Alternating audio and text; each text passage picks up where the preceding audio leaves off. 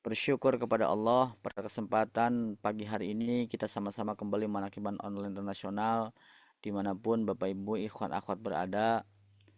Kita berdoa kepada Allah, wasilah daripada Tuan Syekh, wasilah daripada yang punya manakib, wasilah daripada manakib kita hari ini untuk kesehatan kita semua, kesehatan yang sempurna lahir dan batin. Amin. Diberikan oleh Allah kemudahan-kemudahan, rezeki yang berlimpah, hajat yang baik dikabul oleh Allah dan keluarga kita, suami kita, istri kita, anak-anak kita, cucu-cucu kita diberikan keluarga yang soleh solehah. Amin. Al-Fatihah. A'udzubillahi minasyaitonirrajim. Bismillahirrahmanirrahim. Alhamdulillahirabbil alamin. Arrahmanirrahim. Maliki yaumiddin. Iyyaka na'budu wa iyyaka nasta'in. Ihdinas siratal mustaqim. Siratal ladzina an'amta 'alaihim ghairil maghdubi 'alaihim waladdallin. Amin. Ikhwan akhwat, para pecinta kesucian jiwa, peserta Manakiban Online Internasional Subuh yang saya hormati, pada kesempatan pagi hari ini saya melanjutkan bahasan sebelumnya bahwa zikir ini yang kita lakukan adalah bisa menjadikan, menyempurnakan, mensucikan penzikirnya dari syirik jali dan syirik khafi, kemudian juga menjadikan yang zikir ini bagi penzikirnya menjadi orang yang ikhlas, kemudian juga terbukanya hijab-hijab terhadap sifat-sifat manusia, dasar manusia, seperti malas dan lain-lain, dan sifat-sifat kebinatangan, dan mendapatkan ilmu laduni, dan juga dilimpahkan rahasia gaib, dan juga mendapatkan tajalli, penampakan kekuasaan ilahi Allah Subhanahu wa Ta'ala. Itu semua akan terjadi di dalam kitab Miftahus Sudur ini. Dikatakan syaratnya adalah apa? Syaratnya adalah bisyarti akhdiha min qalbin takin nakin mimma siwallah. Syaratnya adalah diambil ini, metode ini, toriko ini dari seorang guru. Guru yang seperti apa? Guru yang hatinya takin nakin mimma siwallah. Hatinya yang terpelihara. Hatinya yang suci, yang bersih dari segala sesuatu selain Allah. Nah, ini menjadi syarat untuk semua fadilah-fadilah zikir jahar kita, zikir khafi kita, agar kita menjadi manfaat yang disebutkan tadi, maka syaratnya ada diambil dari seseorang yang memang hatinya bersih, suci gitu ya. Dari selain Allah Subhanahu wa taala. Artinya tidak ghaflah. Selalu ingat kepada Allah, terpelihara di sini kalimatnya. Terpelihara dari lupa atau lalai dari mengingat Allah Subhanahu wa taala. Nah, maka kalau kita mengambil zikir atau kita ingin menjadi ahli zikir atau kita ingin menjadi orang yang selalu ingat kepada Allah tanpa ghaflah, masa kita diambilnya dari orang yang ghaflah juga? Kan nggak mungkin. Atau diambilnya dari orang yang lalai. Ingin menjadi seorang ahli, maka kita harus belajar sama ahli. Kalau kita belajarnya sama yang biasa saja ya bahaya. Belajar ilmu apapun gitu. Ilmu-ilmu yang kita pelajari sampai hari ini, berbagai macam perspektif ilmu, kalau kita mengambilnya dari guru yang tanggung, yang bukan ahli, ya hasilnya biasa saja. Ada hasilnya, tapi tidak menjadikan luar biasa gitu. Seperti kita belajar dengan profesor, ini ahlinya, expertnya. Kenapa? Karena profesor itu dia fokus pada bidangnya, menguasai, meneliti, memperdalam, memahami, menganalisa. Maka benar-benar serius fokus pada bidangnya, itulah expert, ahli. Nah, maka kita mesti mengambil ilmu apapun yang berkenaan dengan kepakaran kita, maka kita mesti mengambil dari ahlinya. Ilmu bisnis kah, ilmu dagang kah. Kalau kita ingin belajar ilmu dagang yang hebat, menjadi pedagang yang bagus, ya kita harus cari pedagang yang hebat di kota itu. Contoh kita pengen bisnis bakso. Gimana caranya bisnis bakso? Ya cari orang sukses yang ahli dagang bakso sampai terkenal, sampai pengunjung yang ngantri, viral dan lain-lain. Nah, kita belajar. Maka disitulah kita belajar sama ahlinya. Dalam hal apapun, pertanian kah dan lain-lain. Apalagi kita belajar tentang spiritual, belajar tentang zikir, belajar ahli la ilaha illallah. Kita mesti belajar sama ahli la ilaha illallah. Belajar dengan ahli la ilaha illallah. Kepada ahli zikir. Jadi kalau kita ingin menjadi ahli zikir, ya belajar sama ahli zikir. Kalau kita ingin belajar yang kolbu kita bisa bersih suci, maka kita mesti belajar dengan orang yang hatinya bersih suci. Nah, di sini demikian kalimat la ilaha illallah mesti diambil dari hati yang bersih suci, terpelihara dari ghaflah kepada Allah Subhanahu wa taala. Nah, maka kita syukuri betul.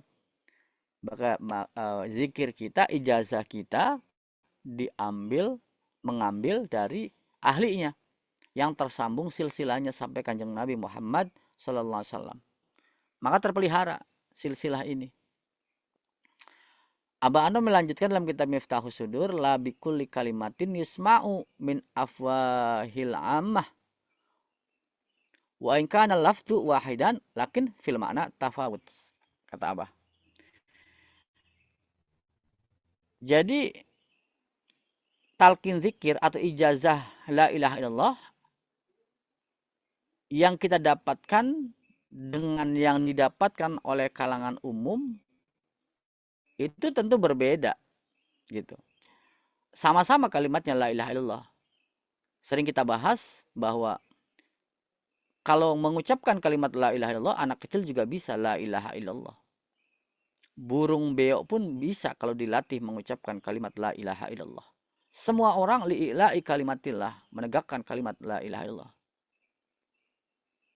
Semua orang bisa dimanapun dan tahu bagaimana hebatnya la ilaha illallah. Tetapi la ilaha illallah yang tadi yang bisa mensucikan, menyempurnakan dosa besar. Karena syirik jali itu ya tidak bisa diampuni. Karena apa? Jelas dosa besar menyekutukan Allah. Syirik khafi sama juga yang kita bahas kemarin. Nah, untuk bagaimana mendapatkan manfaat la ilaha illallah seperti itu ya tentu kalimat la ilaha illallahnya harus berbeda. Nah, maka disinilah berbeda orang-orang yang mendapatkan ijazah. Jadi la ilaha illallah ini harus diijazahkan. Kita belajar, saya ingat betul ketika belajar ilmu-ilmu yang sifatnya kebatinan, tanda kutip bukan tasawuf, itu harus ada ijazahnya. Bahkan ketika kita mempelajari sanad-sanad, saya punya guru ahli fikih, dia selalu bercerita kalau mengajar ngaji bahwa nahwu sorob saya diambil dari ini silsilahnya. Ilmu qori saya diambil dari ini. Ilmu tahsin saya dari ini. Ilmu fikih saya dari ini.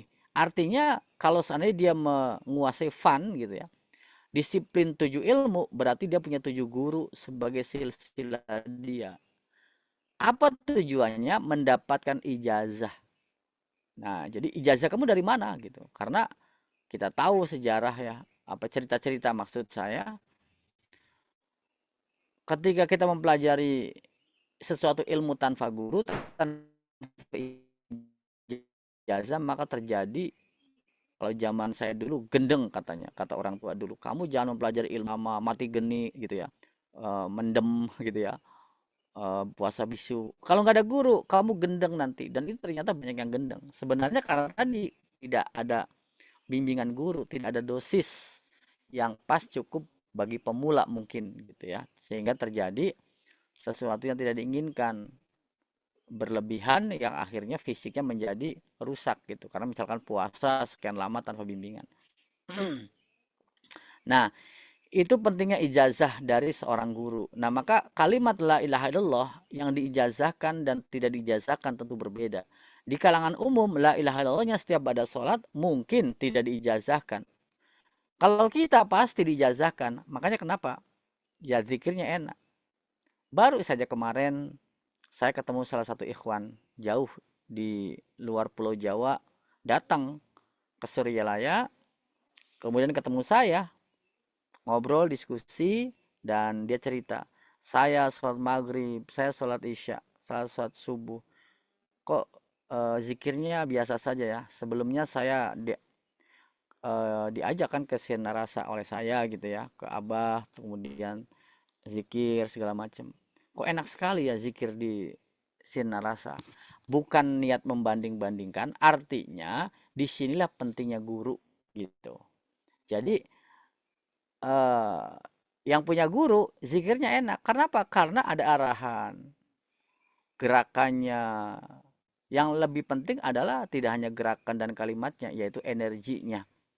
Yang lebih penting adalah bobotnya, kandungannya. Nah, makanya di sini dikatakan apa tadi?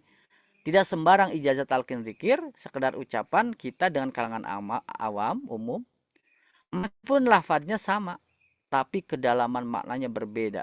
Nah, jadi kandungan bobotnya berbeda. Sama-sama la ilaha illallah. Sama-sama di sana mengucapkan ba'da salat la ilallah, di sini juga la ilaha illallah, tapi la ilaha illallah di sana dan di sini tentu berbeda.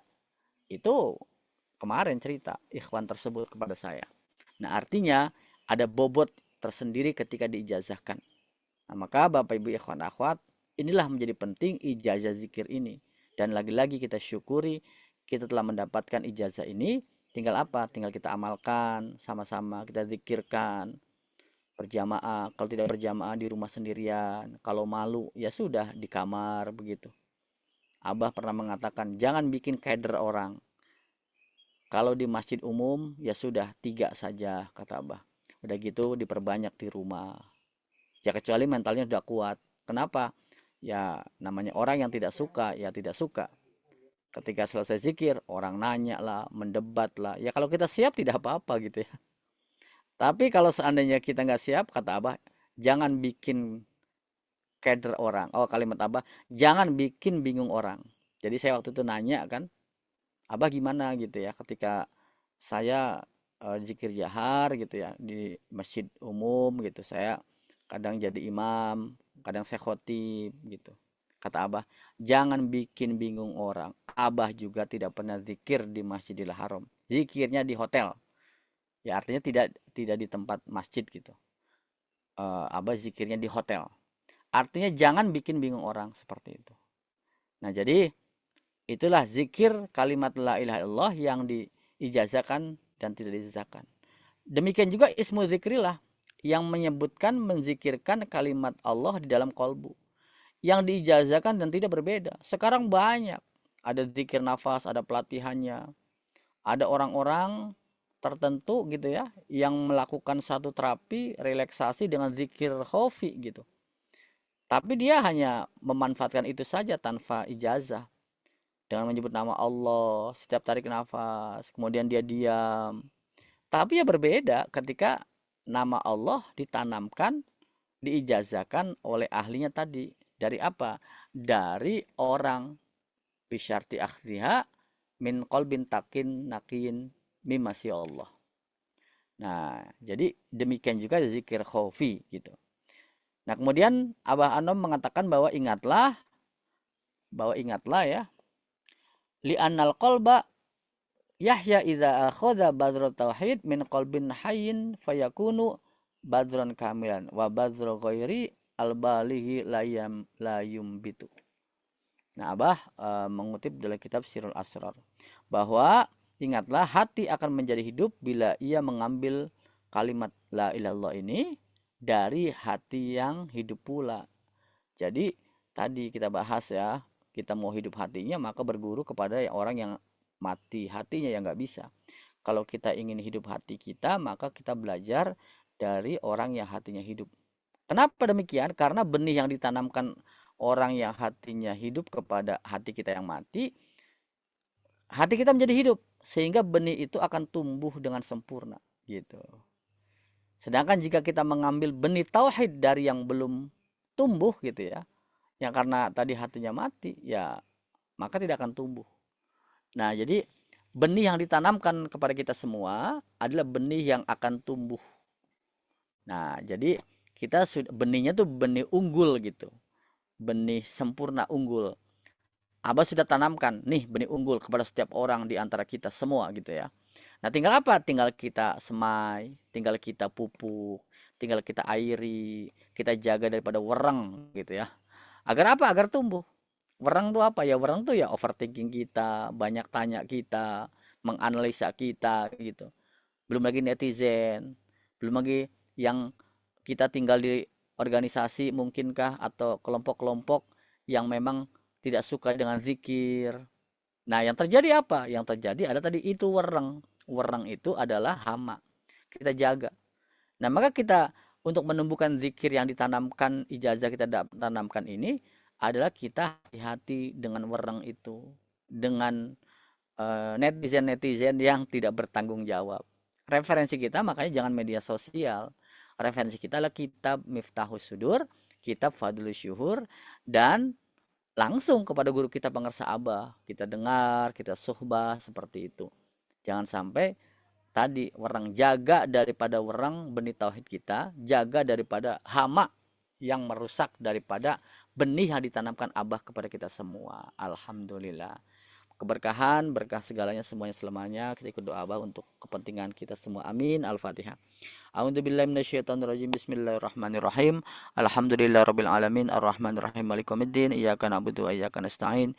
Ihdinas siratal mustaqim siratal ladzina an'amta 'alaihim waladdallin. Amin. Terima kasih ikhwan akhwat, Bunda Haya, para wakil talqin, petugas manakib. Terima kasih. Assalamualaikum warahmatullahi wabarakatuh.